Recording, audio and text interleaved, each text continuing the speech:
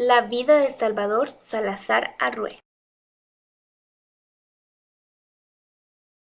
Y escritor salvadoreño, también conocido por el seudónimo de Salarrué, fue una de las voces fundamentales de la literatura hispanoamericana por su concisión y fuerza en la recreación de la realidad de su pueblo.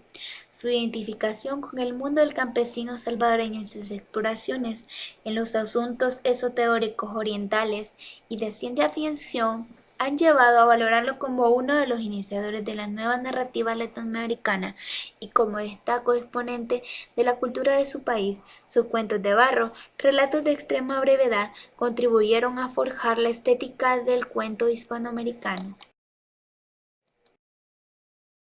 Instalado con su familia en la capital salvadoreña desde los 8 años, a los 10 años publica ya sus primeros textos en el Diario de El Salvador.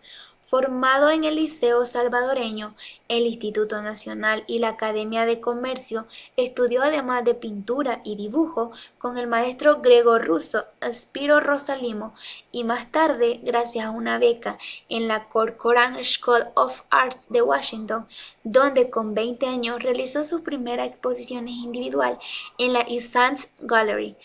De regreso a El Salvador, contrajo nupcias con la artista Celie Larden y comenzó a presentar servicios laborales en la Cruz Roja. En 1928 fue contratado como redactor jefe del diario Patria, dirigido por los escritores Alberto Masferrer y Alberto Guerra Trigueros.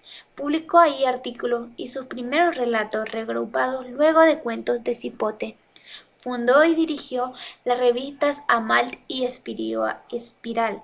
A lo largo de su vida colaboraría en numerosos rotativos y revistas literarias y artísticas.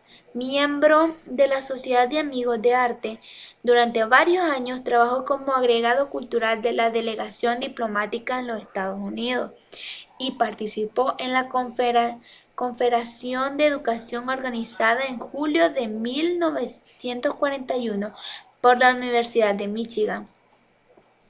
Alternó la literatura con la pintura.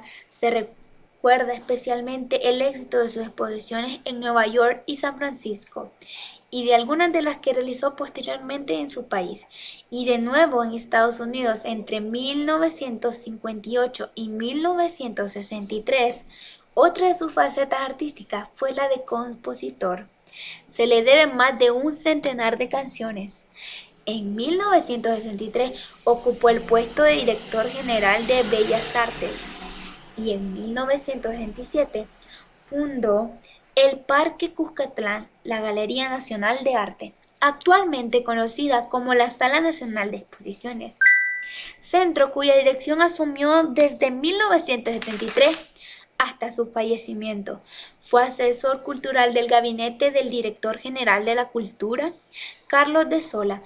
La obra literaria de Salarrué lo ha colocado en lo justo papel de clásico, no solo en literatura salvadoreña, sino también en la cuentística en castellano. Su peculiar costumbrismo en la más bien énfasis en la lengua de su pueblo, una visión tierna de los pequeños seres que atraviesan con su ternura y miseria los paisajes de su país.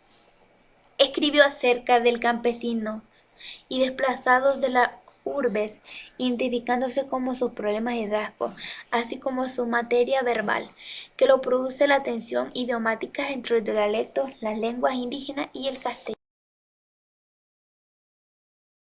En su caso también se ha hablado de realismo mágico.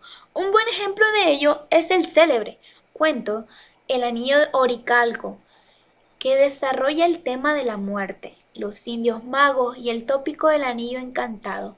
Sus primeras novelas fueron El Cristo Negro y El Señor de la Burbuja. Con Oyar Kandal, recopilación de relatos, dio a conocer sus primeros cuentos fantásticos. Sus reproducciones literarias son entre sus títulos posteriores. Deben destacarse remontando el Uluán, Cuentos de Barro, Conjeturas en Penumbra, Eso y más, Cuentos de Cipotes, Trasmalo, La Espalda y otras narraciones, La Sed de Silent Bander, Casta de la Luna y Mundo Nomásito. Entre 1969 y 1970, a instancias de la editorial de la Universidad del Salvador, el poeta y narrador salvadoreño Hugo Lindo se encargó de prolongar 2 tomos de las obras escogidas de Salarrué, quien intervino directamente en la selección de los textos.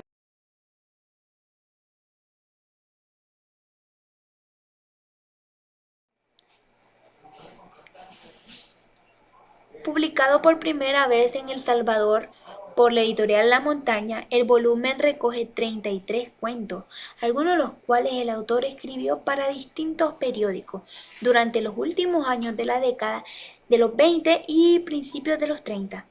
En la primera edición de la obra se incluían grabados del pintor José Mejía Vides. Estos han seguido apareciendo en las ediciones posteriores. Los relatos que se conforman Cuentos de Barro, las primeras obras literarias de Salarrué, se centran en la población rural de El Salvador, su vulnerabilidad y su postersión a la brutalidad que rigen sus vidas.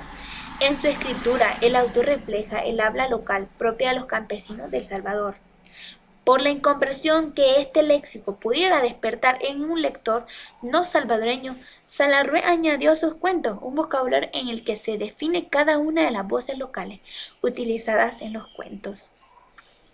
Es la continuación y culminación de la síntesis entre el lenguaje literario culto y el habla popular iniciativo por autor Ambrogi. Sus Cuentos de Barro, que podrían considerarse un libro salvadoreño más publicado y leído, tienen intereses por ser una de las expresiones literarias más logradas en la actualización del habla popular.